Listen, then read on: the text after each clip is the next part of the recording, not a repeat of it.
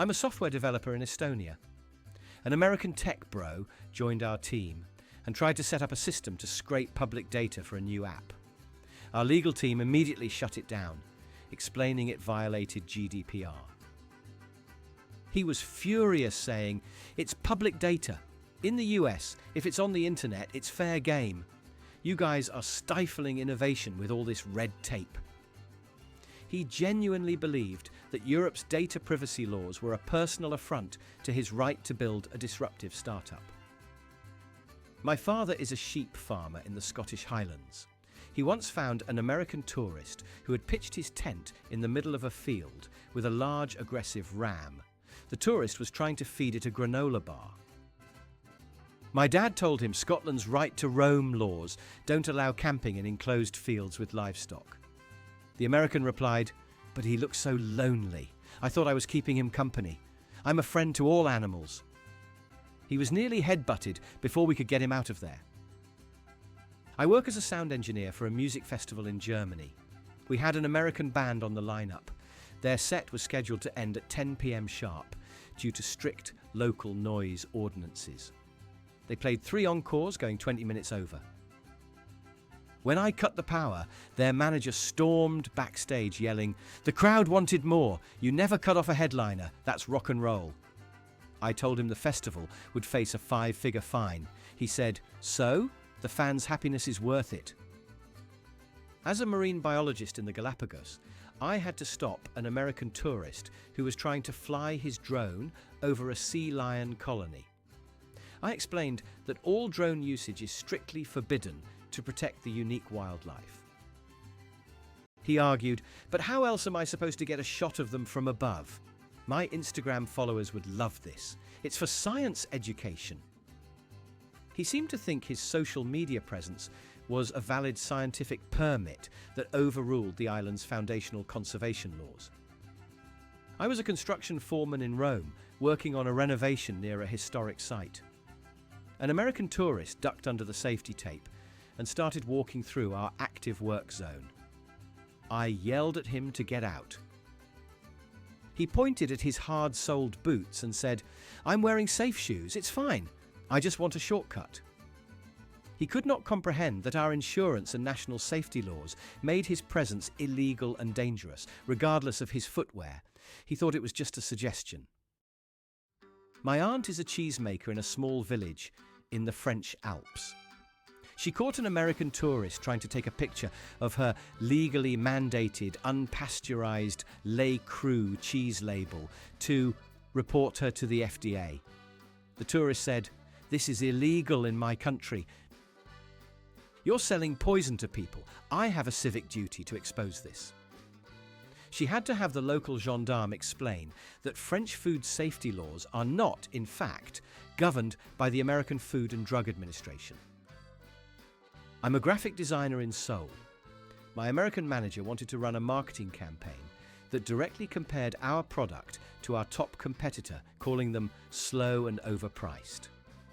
Our legal team explained that in South Korea, comparative advertising laws are incredibly strict and require objective proof, making such direct attacks illegal. He slammed his laptop shut and said, "So we're not allowed to compete?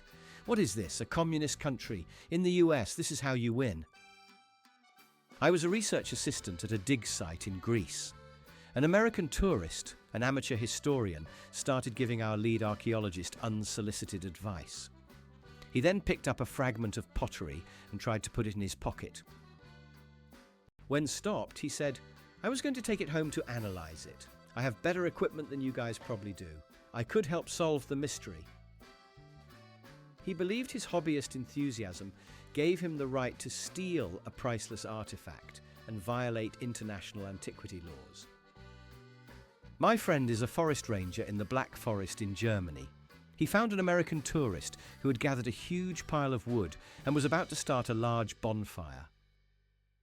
When my friend told him about the strict fire ban, the tourist pointed to his bag of marshmallows and said, "But I'm making s'mores. It's a traditional American campfire activity. You can't ban a cultural tradition." He was genuinely offended that the risk of a forest fire took precedence over his dessert plans. I work in urban planning in Singapore. An American expat submitted plans to paint his government-assigned HDB apartment building bright pink. He was informed that exterior modifications are subject to strict community regulations. He complained in a forum, "They are infringing on my property rights. I own my apartment. I should be able to paint it how I want. This is a gross violation of my freedom of expression." He didn't understand that the concept of communal living came with legal aesthetic rules. I was a deckhand on a ferry in Norway's fjords. I saw an American tourist climb over the safety railing onto a narrow, slippery ledge at the very front of the boat to get a Titanic photo. I immediately pulled him back. He was furious. "You ruined my shot. I'm a responsible adult. I wasn't going to fall. You can't just put railings everywhere and expect people not to want a better view. Your safety laws are for idiots." My brother is a doctor in a Swiss hospital. An American patient on vacation demanded a specific brand name prescription drug he uses in the US. My brother explained that the Swiss equivalent had a different name but was medically identical. The American refused it, saying, "I have the right to choose my own medication. This is what my doctor prescribed. You are legally required to give it to me." He thought his US prescription was a binding legal document enforceable worldwide. I'm a mail carrier in a small English village. An American had just moved in and was furious that he wasn't getting mail delivered on a Sunday. He flagged me down on Monday and said, "My Amazon package was supposed to arrive yesterday. Your failure to deliver on the weekend is a breach of contract."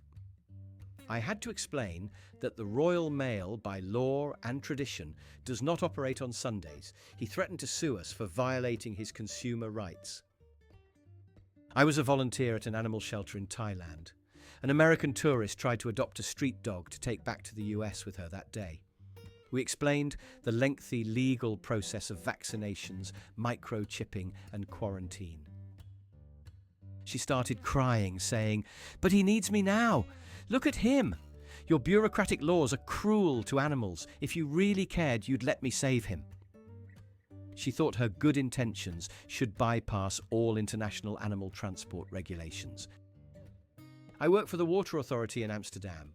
We had to fine an American living on a houseboat because he had rigged up a system that bypassed the legally required sewage holding tank and was dumping waste directly into the canal.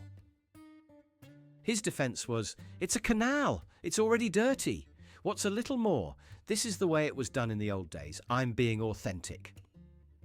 He tried to use a romanticized version of history to justify breaking modern environmental laws. My cousin is a police officer in Iceland. He stopped an American tourist who was driving a massive 4x4 vehicle off-road across the delicate volcanic moss, which can take centuries to recover. The tourist said, "But it's a 4x4. It's made for this. This is false advertising for the car." He was unable to process that the car's capability didn't give him the legal right to destroy a protected landscape. I'm a lawyer in Japan. An American client was being sued for breaking a rental contract. He told me, "Just tell them I'll countersue for emotional distress. That's how we do it in the States. We'll scare them into dropping it." I had to spend an hour explaining that Japan's legal system doesn't work that way, and such a frivolous countersuit would get him laughed out of court and damage his case. He was disappointed he couldn't use his TV drama legal tactics. I was a ski instructor in the French Alps. An American skier went far off-piste into an area marked with flags, warning of high avalanche risk. The ski patrol had to go get him. His excuse was, "In Colorado, those signs are just recommendations for experts. I'm an expert. I decide my own risk." He didn't understand that in France, ignoring those warnings is a legal violation for which you can be billed the full, massive cost of your rescue. I work in an art gallery in Berlin. An American tourist was taking flash photography of a light-sensitive historical document. When the guard told him to stop, he showed him his phone and said, "It's okay, my new iPhone has a smart flash that isn't damaging. The technology is better than your old rules. He was convinced his consumer tech was so advanced, it rendered the museum's preservation laws obsolete. My uncle owns a small electronics shop in Morocco. An American tried to return a power adapter, claiming it was broken because it fried his laptop. My uncle pointed out that he had plugged a 110V American device into a 220V socket without a converter. The American said, "That's your fault. You should have a law that all your outlets have to be compatible with American electronics. You're intentionally selling dangerous products to tourists." I'm a city bus driver in Vancouver, Canada. An American tourist tried to pay his fare with a handful of US pennies and nickels. When I told him I could only accept Canadian currency, he got angry. "It's all money. A penny is a penny. You're right next to the US. You should be legally required to accept our currency. This is just anti-American." He then tried to argue that the coins were basically the same value anyway. I was a librarian at Trinity College in Dublin.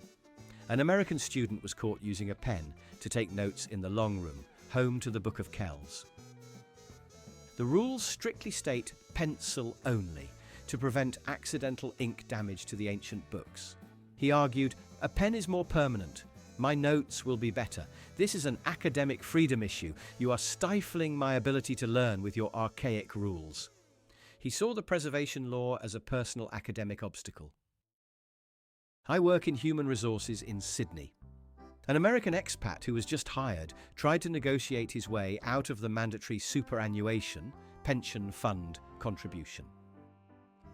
He told our payroll department, "I don't plan on retiring in Australia, so I shouldn't have to pay into your system. It's my money. I have a 401k at home. Just give me the cash." He could not accept that it was a federal labour law from which there were no exceptions.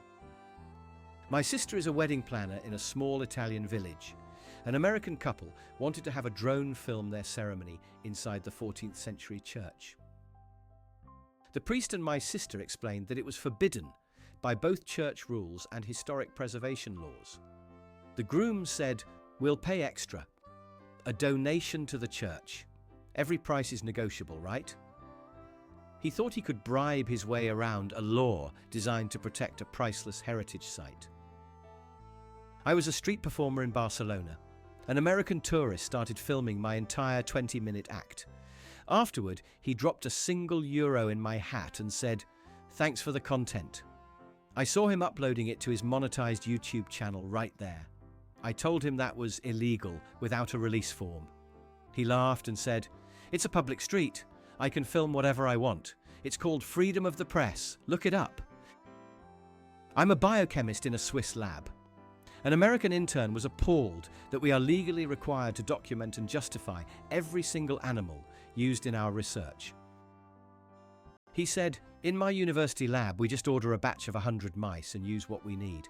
This paperwork is slowing down science. The goal is to get results, not protect rats." The concept of animal welfare being enshrined in the laws governing scientific research seemed incredibly inefficient to him. My friend is a traffic controller in London. He saw an American tourist in a rental car stop in the middle of a yellow box junction during a traffic jam. When my friend told him he'd be fined, the American said, "But the light was green when I entered. It's not my fault the traffic stopped. In the US, you go when it's green. You can't penalise me for following the primary rule of driving." He didn't understand the specific law of the box junction. I work for a telecom company in India. An American client wanted us to set up a call centre, but refused to comply with the laws, requiring us to explicitly state our location. He said, "No, the script must say the agents are in Ohio. It's better for the brand. It's not illegal, it's just marketing." I had to explain that misleading customers about the service location was a specific violation of Indian telecom regulations. I was a lifeguard at a beach in Australia known for its dangerous rip currents. I ordered an American tourist out of the water because he was swimming outside the designated flagged area. He came to my tower and yelled, "I'm a stronger swimmer than anyone on this beach. Those flags are for families and weak people. I'm not a child. You're infringing on my liberty to swim where I please." He thought the safety law was a personal insult to his swimming ability. My dad is a building inspector in a historic part of Quebec City. An American who had bought a house tried to replace the traditional wooden window frames with modern vinyl ones. My dad explained it was illegal under the historical district's bylaws. The American said, "But vinyl is more energy efficient. I'm improving the property value and helping the environment. Your laws are forcing me to be wasteful." I'm a vintner in the Champagne region of France. An American tourist who owned a small winery in California asked me for a tour. At the end, he said he was going to label his next sparkling wine California Champagne. I explained that this is illegal under international trade law. He scoffed. "Not in America, it isn't. It's a style, not a location. You guys can't just own a word. I'll call my wine whatever I want." I was a soldier doing checkpoint duty in a peaceful area of South Korea. An American tourist on a bike tried to cycle past the military checkpoint into a restricted zone near the DMZ. When we stopped him, he got angry. "I'm just going for a bike ride. It's a public road. You can't just close a road with soldiers. This is a police state tactic." He seemed to think a heavily militarized border was just a suggestion he could ignore for his cardio workout.